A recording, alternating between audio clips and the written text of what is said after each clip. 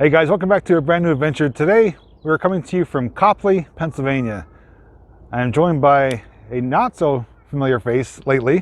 It is RJ from RJ78 Productions, and he brought me down here today to do a few different videos. And the first location we're checking out is actually behind me here. This is the Saylor Cement Kilns.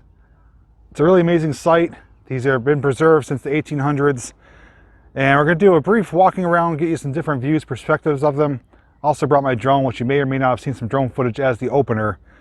But Alan's been here too, Revenge of the Apocalypse, and I found out about it through RJ. He's been here once before too, and we have, like I said, a few things planned for today. But without wasting more time, come along with me, I'll check them out. Okay, so a little bit later in the video when I put up the drone, I'm going to put some information about these kilns that I got offline. But right now I'm going to show you some of the placards that are here. If you want, you're welcome to pause the video to read them. I'm not going to focus too much on them. I just basically want to give you a walking tour of this around the whole thing. We can't go inside, it is fenced off, but we could get you some basically 360 coverage of it from the ground. And then obviously we'll get some bird's eye views.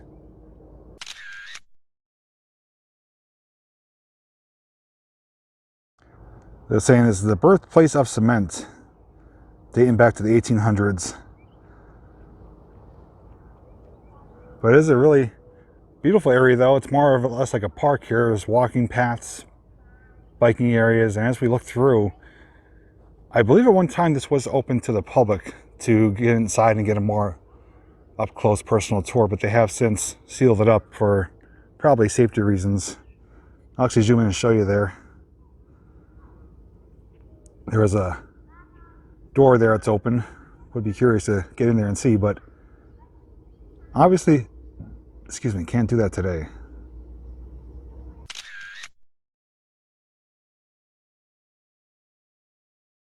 This one says about saving the kiln, stabilization. It says 2015 kiln status was assessed and a preservation plan for long-term stewardship was created. And again, you can pause this if you want to read it. But it is good news that they are doing their best to keep it alive and well. They just look so imposing though. It's almost like a castle. Stood for more than 100 years. Original origins of the Saylor kilns. You get more information. You can also do a Google search online. Get some really cool information from websites. And here's a good size perspective with RJ standing there. You can see just how gargantuan they are. I'd guesstimate they're probably about 50 feet tall, maybe. Good size ones. And today's a gorgeous sunny day, 60-degree temperatures. I actually was wishing for a little bit of clouds, which would give us some nice contrast for some photos and video, but I'm not going to complain. So RJ was over here paying closer attention to this than I was. There's a few things he pointed out. It says that the kilns were originally 120 feet in height, probably 50, 60 feet height, taller than what they are right now. And it looks like this is how they used to originally look. You can see the tops of them there, the stacks, surrounded by the building, which the building foundation is still there. And this rail line here is actually that pavement over there, which I'll give you a view of later. There's no more tracks. It's now a biking trail, but that is probably how they used to originally look and why they were significantly taller. So just imagine them pouring out smoke 120 feet in the air. That'd be a sight to see.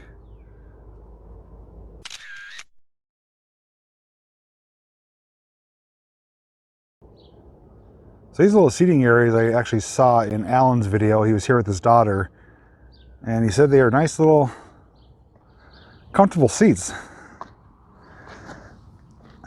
And I have to agree, yeah, these are kind of curved on top, and for concrete they're not too bad, and you get a perfect view here of the kilns. And actually looking at it now, you could see some of them are actually more dilapidated, more run down than others, and they're actually different heights. So I'll spin you around and show you my view from here. So right in front of us here, there's these two little, not so little information plaques, which I'll show you those, but here's the view though. Perfect view here. That is pretty cool. But these things have some information on it. Again, you're welcome to pause and read if you're able to read it. This is about the Lehigh Valley rock suitable for hydraulic cement had been found near the present locations of the Palmerton, Northampton, when the Lehigh Canal was built. And this one talks about the discovery of Portland cement. Modern cement industry began in 1756. What I find is a cool shot is right here. Just looking between them, seeing the kilns in the background. I do see a tiny bit of graffiti here, but at least it's not QT. He hasn't been here yet, that we know of.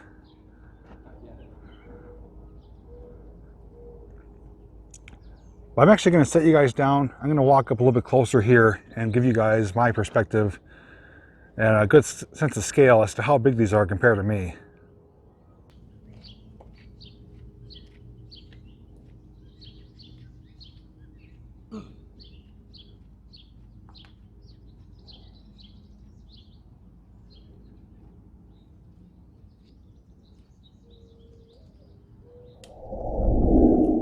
So tell me something, have you ever seen kilns like this in your part of the world?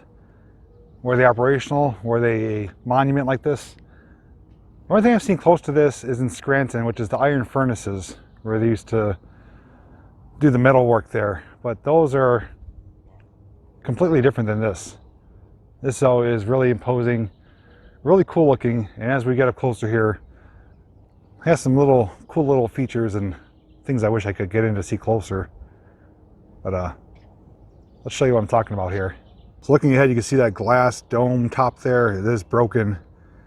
It looks like a walking corridor. I think, again, they used to be open to the public years ago. And now it's really falling apart and damaged and getting destroyed. But we did see, I should say, we will be able to see how it looks from the drone. The other thing I noticed too is that little doorway. It's about the size for the Oompa Loompas. I wonder if they stay in there. That's about half the size of a normal door. Maybe this is Wonka's Lost Chocolate Factory.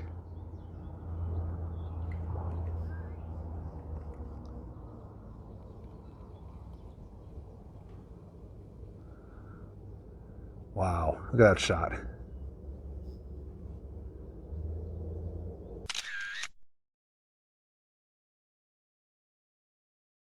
That is spectacular.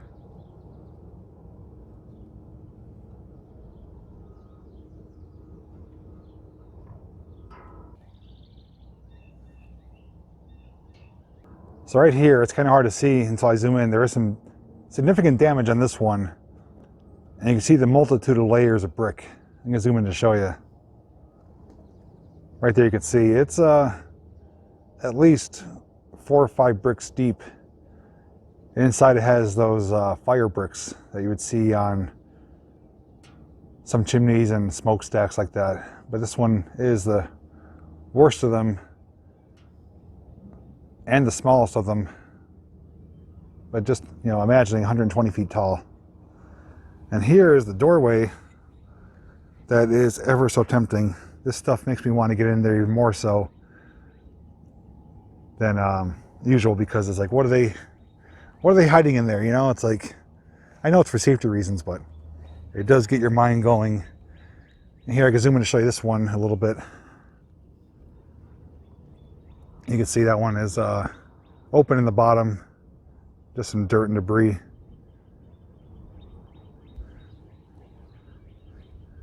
It's always good though, like I said, when they're preserving things instead of tearing them down. This could have been torn down decades ago, you know, and this has been non-functional for over 100 years, so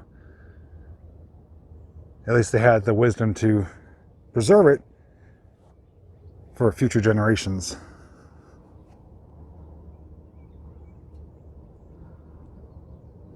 Right now, I'm going to cut to black screen because we're going to put up the Blue Jay and get you some really cool aerial footage. I'm going to do a couple different vantage points. I'm going to try to get through the middle of it nice and close and give you a farther back perspective to see how it looks from the sky, because again, the view on the ground is amazing, but I think you guys appreciate the view from the sky even more.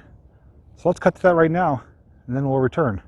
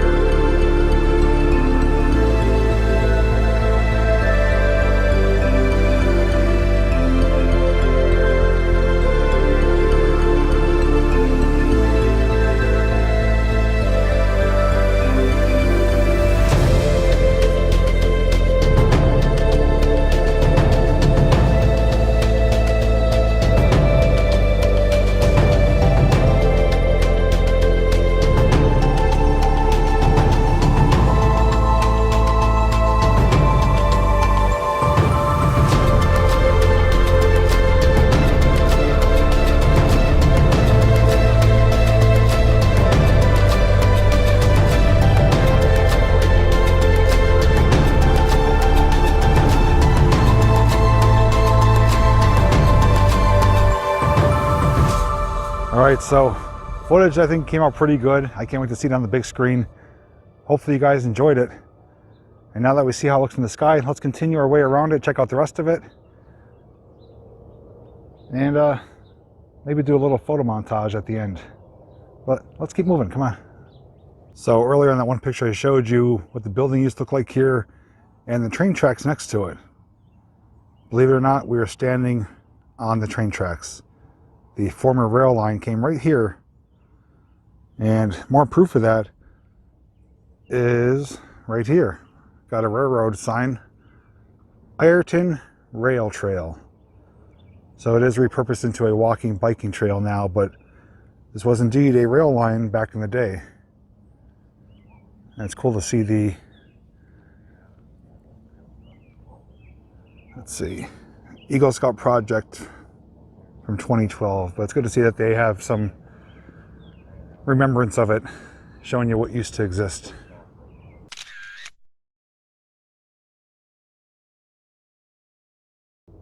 I see you.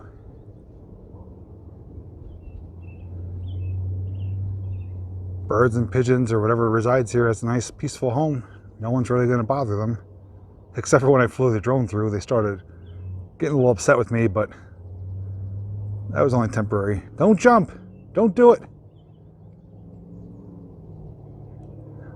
Don't jump.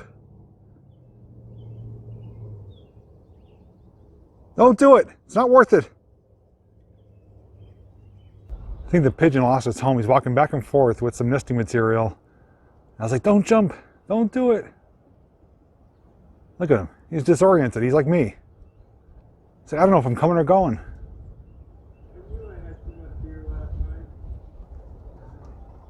It's like, oh yeah, wrong home. It's over here. Boy, I was way off. Nope, it's back here.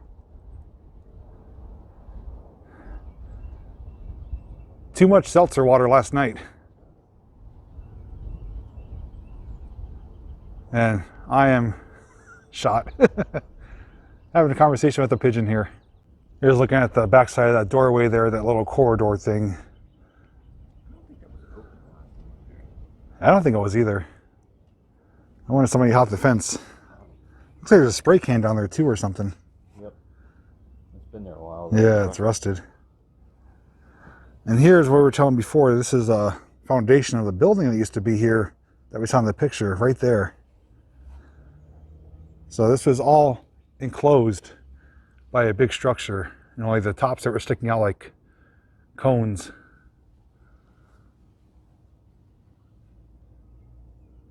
Just to, you know, it'd be really cool though, just for a special effect for a special occasion, like on the Memorial date, is to put some smoke bombs in there and have smoke come billowing out.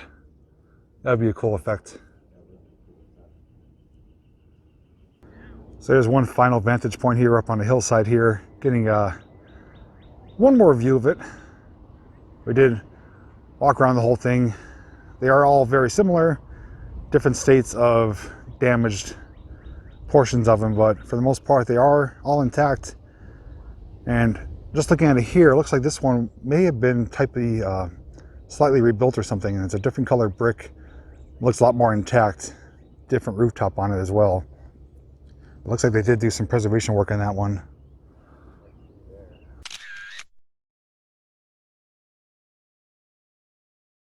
But that is going to do it for today's adventure. I do want to thank you for joining me. Big thanks to RJ for bringing me out here today to show me these iconic structures here known as the Saylor Cement Kilns. Again, if you want more information, feel free to do a Google search. Hopefully the drone footage and information I was able to provide helped you have a better understanding as to what used to take place here.